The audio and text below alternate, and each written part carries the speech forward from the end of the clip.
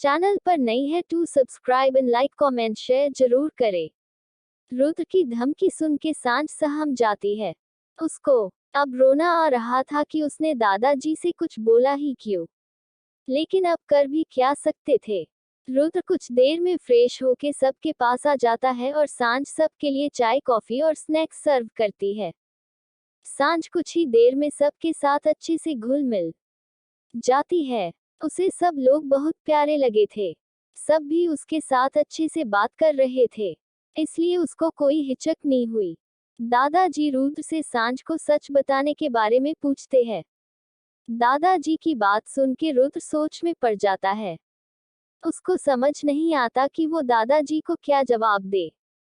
वो कुछ देर शांत रह के जवाब देता है, दादाजी आप फिक्र मत कीजिए, मैं उसे मना लूंगा और सच भी जल्दी ही बता दूंगा, आप परेशान मत होइए। दादाजी रुद्र को ऑर्डर देते हुए कहते हैं। रुद्र जल्दी से जल्दी उनको सच बताए। हम हमारी बहू को जल्दी से जल्दी अपने घर ले जाना चाहते हैं। रुद्र हाँ में सर हिला देता है। सांझ रात को सबके लिए डिनर रेडी करती है। सब लोग खुशी से उसके हाथ का बना खाना खाते हैं और खूब तारीफ भी करते हैं, क्योंकि सांझ वाकई में काफी टेस्टी खाना बनाती थी। डिनर के बाद सब लोग अपने अपने कमरों में चले जाते हैं। सांझ अपने कमरे में जाती है और जैसे ही डोर लॉक करके मुड़ती है उसको रुद्र का डरावना चेहरा दिखाई देता है। सांझ एकदम से डर से पीछे हो जाती है। रुद्र उसकी हालत देख के टेढ़ा मुस्कुराता है। रुद्र को सांझ को तंग करने में मजा आने लगा था। सांझ उससे जीतना डरती थी, रुद्र उसे उतना ही तंग करता था। रुद्र धीरे धीरे सांझ के करीब आने लगता है और सांझ एक ही पल में दरवाजे से लग जाती है। वो डर से अपनी आंखें कसके बंद कर लेती है। रुद्र सांझ के बिल्कुल करीब आकर दोनों तरफ से उसका रास्ता ब्लॉक कर देता है, अपने हाथ रख के, और उसके चेहरे पर एकदम से अपनी गर्म सांसें छोड़ता है। सांझ रुद्र की हरकत से पूरी तरह से कांप जाती है। रुद्र की गर्म सांसें उसके अंदर आग लगा रही थी। रुद्र जानबूझकर उसे परेशान कर रहा था। रुद्र सांझ के चेहरे की ओर झुकने लगता है और उसके कांपते गुलाबी होठों को वो अपनी गिरफ्त में लेने ही वाला था कि सांझ एकदम से होश में आती है और उसे खुद से दूर धक्का दे देती है। रुद्र इस हमले को तैयार नहीं था और वो थोड़ा पीछे हो जाता है। सांझ अपनी पलकें झुकाए उसको रिक्वेस्ट करते हुए कहती है, प्लीज। उद्धरण चिन्ह।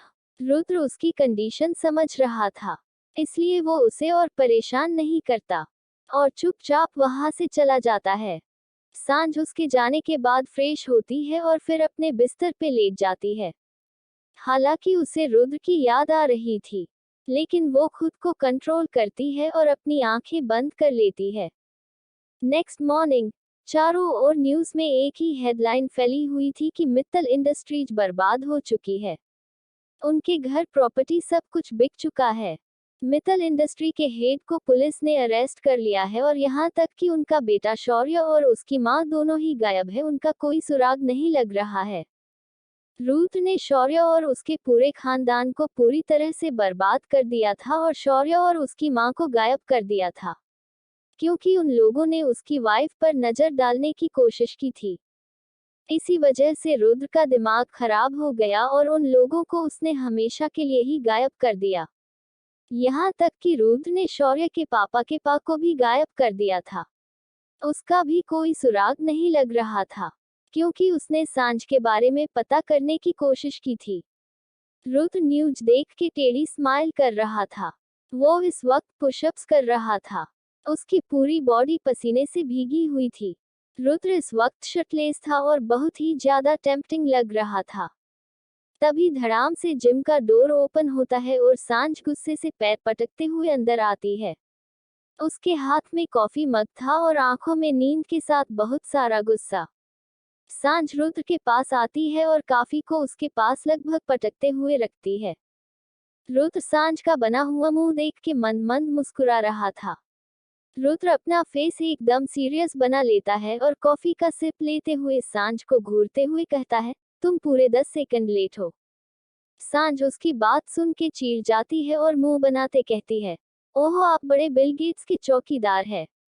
जो टाइम से कुत्तों को घुमाने नहीं ले गए तो घर की साफ सफाई उसके बाद आपको ही करनी पड़ेगी। उद्धरण चिन्ह। सांझ की बात सुन के रुद्र का मुंह गुस्से से काला पड़ जाता है। वो बुरी तरह सांझ को घूरने लगता है। वही सांझ मजे से जम्हाई ले रही थी क्योंकि अभी सुबह के सिर्फ 5 ही बजे थे। और रुद्र के इतनी जल्दी उठा देने की वजह से सांझ का दिमाग गर्म हो चुका था। रुद्र उसकी ओर कदम बढ़ाते कहता है, तुम्हारी जुबान कुछ ज्यादा ही नहीं चल रही है। सांझ उसको हाथ दिखा के रोक देती है और मुंह बनाते हुए अपने दोनों हाथ बांध के कहती है, एक तो ये उल्लू की तरह घूरना बंद कीजिए, क्योंकि डरती तो मैं आपसे घंटा नहीं हूँ। तो अपनी ये कव्वे जैसी चोंच को बंद ही रखिए, उसी में आपकी भलाई है। और एक बात कान खोल के सुन लीजिए, दोबारा अगर मुझे उठाया ना बेवक्त तो उल्टा टांग के नीचे कुत्ते छोड़ दूंगी, समझे। उद्धरण चिन्ह। सांझ अपनी बात बोल के जाने लगती है और रुद्र, जिसका चेहरा काला पड़ चुका था, वो सांझ का हाथ पकड़ के खींचता है और उसकी कमर से लगा के उसको दीवार से लगा देता है। सांझ की सांसें हलक में ही अटक जाती है। रुद्र उसको कुछ कहने का मौका दिए बिना ही उसके जबड़े को अपने हाथ में दबा देता है और उसके होठों पे रुडली किस करने लगता है। सांझ की आंखें बड़ी बड़ी हो जाती है और वो रुद्र से छूटने के लिए स्ट्रगल करने लगती है, लेकिन रुद्र और भी कस के उसे पकड़ लेता है। रुद्र सांझ के कुर्ते में हाथ डालकर उसके कमर को सहलाने लगता है और दूसरा हाथ उसके सीने की ओर ले जाने लगता है। संख की सांसें भारी होने लगती है और वो गहरी सांसें लेने लगती है। सांझ का सीना ऊपर नीचे होने लगता है और रुद्र उसकी हालत देख के अंदर ही अंदर मुस्कुराने लगता है। लेकिन अभी तक उसका गुस्सा ठंडा नहीं हुआ था। वो अब भी सांझ पे अपना गुस्सा उतारे जा रहा था। कुछ देर के बाद रुद्र का गुस्सा थोड़ा ठंडा होता है और वो सांझ को छोड़ देता है। सांझ रुद्र के छोड़ते ही लंबी लंबी सांसें लेने लगती है। उसे ऐसा लग रहा था कि अगर रुद्र उसे 1 मिनट और नहीं छोड़ता तो शायद वो स्वर्ग से धार जाती। रुद्र सांझ के बालों में हाथ डालकर उसके चेहरे को ऊपर करता है और दांत पीसते हुए कहता है, आइंदा से मुझसे ऊंची आवाज में बात करने की कोशिश गलती से भी मत करना, क्योंकि ऊंची आवाज सिर्फ मैं खुद की सुनता हूँ।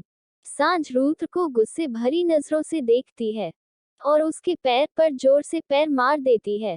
रुद्र अपना पैर पकड़ लेता है और सांझ उसको धक्का देकर वहां से भाग जाती है। सांझ अपने कमरे में आती है और रुद्र को 1000 गालियां देने के बाद बाथरूम में चली जाती है। सांझ कुछ देर में रेडी होके किचन में चली जाती है।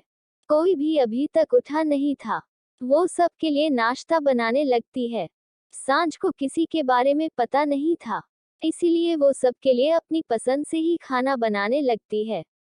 कुछ देर में सबका खाना रेडी हो जाता है और सांझ सब सेट कर देती है। सांझ कुछ देर के लिए अपने रूम में वापस चली जाती है, क्योंकि अभी सब लोग आए नहीं थे। सांझ नाश्ते के टाइम बाहर आती है, तब तक सब लोग आ चुके थे। सब लोग प्लेट्स उठा उठा के चेक कर रहे थे। सबके मुंह में खाना देख के ही पानी आ चुका था। सांझ सबके खिले हुए चेहरे देख के खुश हो जाती है। सांझ सबके पास जाती है और सबको मॉर्निंग विश करती है। सब लोग खुशी से उसे रिप्लाई करते हैं और अपनी अपनी जगह बैठ जाते हैं। रुद्र भी आके अपनी जगह बैठ जाता है। रुद्र को देख के सांझ मुंह बना लेती है, जो कि रुद्र ने अच्छे से नोटिस किया था। रुद्र सांझ को देखते हुए अपने मन में, इस लड़की की हिम्मत कुछ ज्यादा ही बढ़ गई है। लगता है इसको रियल रुद्र से मिलवाना ही पड़ेगा, तभी इसकी अकल ठिकाने पे आएगी। वही रुद्र की शकल देख के सांझ अपने मन में, शकल तो देखो जैसे टाइगर श्रॉफ का चौकीदार, और अकल जैसे भरी बरसात में सूखा पड़ा हो। शर्म तो इसको रत्ती भर भी नहीं आती, मुझ जैसी नाजुक कली को परेशान करने में। बस एक बार मैं इसके जैसे डोले सोले बना लूं, फिर बताती हूँ इस अनारकली को तो खुद को समझता क्या है। चिंपानाजी कहीं का। खाना मैंने बनाया है और ठूस तो ऐसे रहा है जैसे सदियों से भूखा हो, जानवर की तरह चल रहा है। थू। सांझ के सोचने के साथ उसके होठ भी हिल रहे थे और रुद्र को लिपसिंग अच्छे से आती थी। वो उसकी सारी बातें समझ चुका था और उसके जबड़े भींच चुके थे। कुछ देर बाद सबका नाश्ता हो जाता है। घर के बाकी लोग घूमने के लिए जाने वाले थे, इसलिए वो सब निकल जाते हैं और उनके साथ ही मामा मामी भी निकल जाते हैं। रुद्र और सांझ कॉलेज जाने वाले थे, इसलिए दोनों ही रेडी होने चले जाते हैं। कुछ देर बाद दोनों ही कॉलेज के लिए निकल जाते हैं। अंदर जाने से पहले रुद्र सांझ को धमकी की एक लंबी चौड़ी लिस्ट पकड़ा देता है। सांझ उसके सामने तो कुछ नहीं कहती और मन ही मन उसको खूब कोसती है। सांझ अपनी क्लास में चली जाती है और कुछ देर बाद लेक्चर शुरू हो जाता है। पूरा दिन ऐसे ही गुजर जाता है और शाम को रुद्र और सांझ घर पहुंचते हैं। दोनों जैसे ही घर में कदम रखने वाले होते हैं, उन्हें किसी के जोर जोर से हंसने की आवाज आती है। सांझ के तो कान ही खड़े हो जाते हैं और रुद्र उसका मुंह बन जाता है। शायद वो इस आवाज को पहचानता था। दोनों अंदर जाते हैं तो एक लड़की हंसते हुए दादाजी और बाकी सब से बात कर रही थी। दादाजी के साथ बाकी सब भी उसकी बात सुन के हंस रहे थे। दोनों सबके पास पहुंचते हैं। वो लड़की किसी के कदमों की आहट सुन के उठ जाती है और रुद्र को देख के उसके चेहरे पे चमक आ जाती है। वो अपनी हील्स की टक टक की आवाज के साथ उठती है और स्टाइल से रुद्र के पास चल के आती है। रुद्र की आंखें अपने फोन में गड़ी हुई थी। वही सांझ उस लड़की को देख के अपनी आंखें हाथों से ढक लेती है, क्योंकि उसने कुछ ज्यादा ही छोटे कपड़े पहने थे। वो लड़की रुद्र के पास जाती है और उसके गले में अपनी बाहों का हार डालकर उसके गाल पर किस करते हुए उसके गले जबरदस्ती लगती हुए कहती है, Rudra baby I miss you so much. उस लड़की की बात सुन के रुद्र का चेहरा गुस्से से काला पड़ जाता है और वो उसे गुस्से में खुद से दूर धकेल देता है। वो लड़की पीछे सोफे पर जाकर गिर जाती है और जोर से चीखने लगती है, जैसे ना जाने उसे कितनी चोट लग गई हो। लेकिन रुद्र को उसके चीखने से घंटा भी फर्क नहीं पड़ता। वो अपना रुमाल निकाल के अपना गाल साफ करने लगता है और साफ करके उस रुमाल को उसी लड़की के मुंह पर फेंक देता है।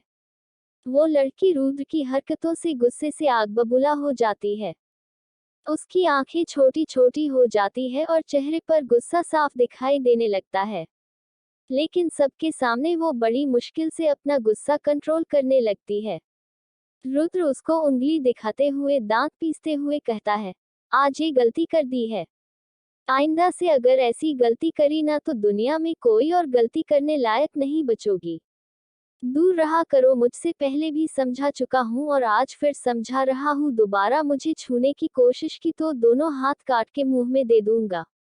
उद्धरण चिन्ह। रुद्र गुस्से से दंदनाता हुआ पैर पटकता हुआ अपने रूम में चला जाता है। वही बाकी सब लोग उसकी इस हरकत पर अपना माथा पीट लेते हैं। सब लोग रुद्र के इस बिहेवियर से वाकिफ थे। तभी दादाजी खड़े होते हुए कहते हैं, बेटा सैम आप परेशान मत हो, या आप तो रुद्र का गुस्सा जानती हैं ना, वैसे वो आपको दोस्त मानते हैं। सुनैना जबरदस्ती की मुस्कान अपने चेहरे पर ले आती है और दांत पीसते हुए कहती है, हाँ दादाजी मैं जानती हूँ आपका पोता मेरा दोस्त है। इनफैक्ट पूरी दुनिया में उसकी इकलौती दोस्त मैं ही हूँ। फिर अपने मन में और इस दोस्ती को मैं शादी में बदल कर रहूंगी। रुद्र अगर एक दिन मैंने तुम्हें अपने कदमों में ना गिरा दिया तो मेरा नाम भी सैम नहीं। उद्धरण चिन्ह। वही रुद्र की ऐसी धमकी सुन के सांझ का दिल दहल चुका था। उसे नहीं पता था कि रुद्र को इतना ज्यादा गुस्सा आता है कि वो किसी लड़की की ऐसी इंसल्ट कर सकता है। सांझ को रुद्र के साथ अपने बिताए हुए पल याद आते हैं और वो उनके बारे में सोचने लगती है। वो अपने मन में उन सभी पलों के बारे में सोचते हुए कहती है, आज तक तो उन्होंने हमारे साथ बहुत कुछ किया है, फिर उन्होंने हमें तो कुछ भी नहीं कहा, लेकिन इस मेकअप की दुकान के किस करते ही उनको मिर्ची लग गई। लेकिन कहीं ऐसा तो नहीं कि ये भूतनी है, उन्हें ये बात पता चली गई है और इसी वजह से वो इस चुड़ैल से दूर भाग रहे हो। लेकिन मुझे क्या चाहिए, उनके जैसा हैंडसम लड़का इसके जैसी मेकअप की दुकान को थोड़ी ना किस करेगा। इसको तो देखकर मुझे उल्टी करने का मन कर रहा है, और कपड़े तो इतने छोटे छोटे पहन रखे हैं जैसे दुनिया में कपड़ों की कमी हो गई हो, और ये मैडम अपने 2 साल के बच्चे के कपड़े पहन के आ गई। शर्म तो है ही नहीं इसको, मुझे क्या। उद्धरण चिन्ह। सांझ सैम को कोसते हुए वहां से अपने रूम में चली जाती है। सांझ जैसे ही अंदर कदम रखती है रुद्र, जो कि पहले से ही उसके कमरे में मौजूद था, वो उसके अंदर आते ही उसकी बाजू पकड़कर उसे दीवार से लगा देता है और उसके होठों को अपने होठों के कब्जे में लेकर उसे जबरदस्ती किस करने लगता है। रुद्र की हरकत से सांझ की आंखें बड़ी बड़ी हो जाती है। रुद्र की किस ऐसी थी जैसे वो सांझ पे अपना गुस्सा उतार रहा हो। जहां सैम के छूने से रुद्र को खुद से घिन आने लगी थी, तो वहीं उसे सांझ की छुअन ठंडक पहुंचा रही थी। रुद्र के तपते दिल को सुकून मिल रहा था। रुद्र काफी रुडली सांझ को किस कर रहा था। वो बीच में उसे बाइट भी कर रहा था। सांझ के होठों से खून निकलने लगता है। रुद्र उसके होठों को छोड़ के उसके निकल रहे खून को अपनी जीभ से लिक कर लेता है। उसके ऐसा करते ही सांझ सदमे से बेहोश होने वाली थी। उसे ऐसा लग रहा था मानो उसके सामने कोई इंसान नहीं, वैम्पायर खड़ा हो। वो रुद्र को धक्का देती है और बाथरूम में चली जाती है। आज के लिए इतना ही, मिलते हैं कल। अच्छा लगे तो please like, share, comment and subscribe.